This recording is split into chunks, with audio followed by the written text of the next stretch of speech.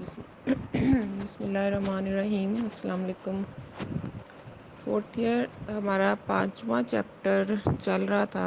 5ویں chapter میں ہم نے بچوں کے نشو و نما کے تینوں مدارج پڑھے، پھر جسمانی نشو و نما پر اثر انداز ہونے والے عوامل، اور آج اس کا لاسٹ ٹاپک ہے جسمانی نشو و نما کی تعلیمی اہمیت.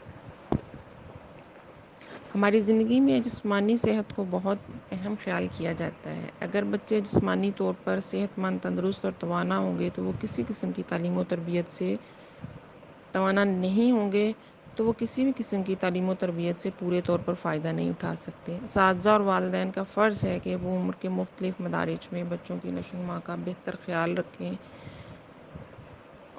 تاکہ ان کی بہتر دیکھ بھال ہو سکے اور ان کی رہنمائی ہو سکے. اب ہم بچپن کے دور اور بلوغت کے دور میں جسمانی نشو و نما کی تعلیمی اہمیت پر غور کریں گے. ظاہرہ طفولیت میں تو تعلیمی نشو و اہمیت ہوتی نہیں اور نہ ہی بچے کی طفولیت ہوتی ہے. اس میں تعلیم جو ہے وہ طفولیت کے دور میں ہوتی ہے. تو تعلیم کے لیے ہمارے پاس 2 ہی درجے ہوتے ہیں، ایک بچپن کا اور اس کے بعد بلوغت کا، اور بلوغت میں چل کر ہماری تعلیم مکمل ہو جاتی ہے. تو پہلا دور ہمارے پاس بچپن کا دور ہے. بچپن کے دور میں جسم میں ہونے والے تغیرات کی وجہ سے بچہ باعمل ہو جاتا ہے، یعنی عملی زندگی جو ہے وہ بچہ گزار رہا ہوتا ہے.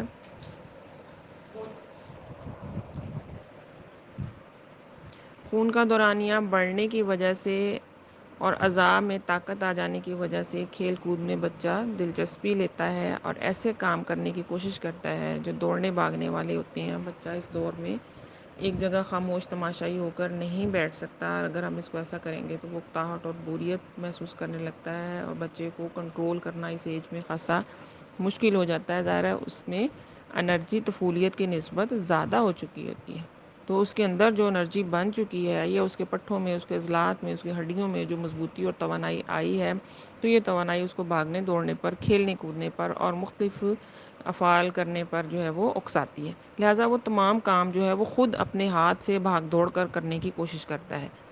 چونکہ اسی دور میں تعلیم کا آغاز بھی ہوتا ہے، اس لیے یہ ذمہ داری استاد پر بھی آ جاتی ہے کہ بچوں کو کلاس میں خاموشی سے بٹھانے کے بجائے کھیل کھیل میں ان کو سبق یاد کرا دیں اور کھیل کود میں ان کو مشغول رکھیں.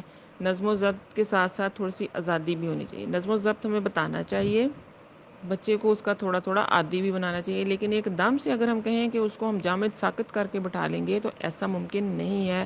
ایسا کرنے کی کوشش میں ہم بچے کو متنفر کر دیتے ہیں تعلیمی ادارے سے، پھر وہ استاد کو بھی ناپسند کرتا ہے اور تعلیمی ادارے کو بھی.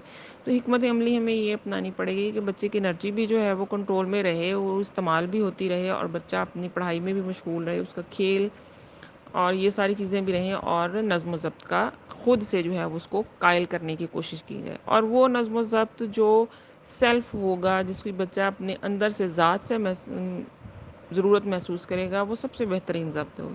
اور وہ ضبط جو ہم خارجی طور پر اس کو دیں گے وہ اس کے لیے زیادہ فائدہ مند ثابت نہیں ہوتا.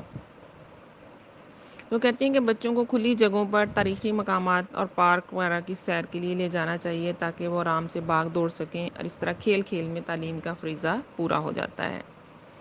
تو حفظان صحت کے اصولوں پر چلتے ہوئے بچے کی غذا، آرام اور جسمانی صفائی کا خاص خیال رکھیں. مناسب ورزشیں، کھیل کود اور سیر و تفریح کا مکمل انتظام ہو. اس سے بچے کی جسمانی نشو و نما جو ہے یہ اچھی اور بہترین ہوتی ہے. بچپن کے دور میں وزن قد کی نسبت زیادہ تیزی سے بڑھتا ہے. اس سے بچوں کی جسامت میں فرق پڑ جاتا ہے. بعض میں وزن زیادہ رفتار سے بڑھتا ہے اور بعض میں کم رفتار سے، جبکہ ایک ہی جماعت میں تمام کرسیاں وہ کہتے ہیں کہ ایک ہی سائز کی ہوتی ہیں. اس لیے بچے کی غلط نشست برخاست جو ہے یہ ہونا شروع ہو جاتی ہے، اور اس سے بد احتیاطی سے بچے میں پھر جسمانی نقائص بننا شروع ہو جاتے ہیں.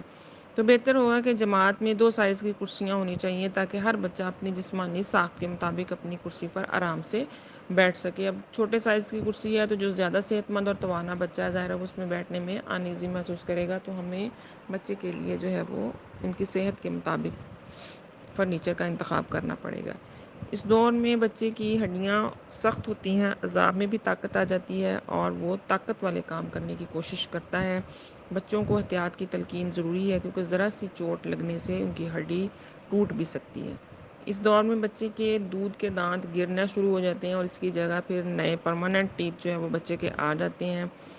بچہ عجیب کیفیت محسوس کرتا ہے. ظاہرہ ایک منہ کو وہ 5-6 سال کی عمر تک دیکھتا ہے اور اس میں دانت ہیں، اور جب ایک دم سے اس میں دانت نکلنا شروع ہوتی ہیں تو خالی پن محسوس ہوتا ہے اور تھوڑا سا اس کو اپنی شکل میں بھی بدلاؤ لگتا ہے، تو یہ چیزیں اس کو جو ہے وہ احساس کمتری کی طرف مائل کرنے کی کوشش کرتی ہیں، لیکن ہمیں اپنے بچوں کو انکریج کرنا ہے، احتیاط ضروری ہے، اس لیے والدین اور اساتذہ کی مشترکہ ذمہ داری ہے کہ وہ بچوں کی نشو و نما پر خاص توجہ دیں۔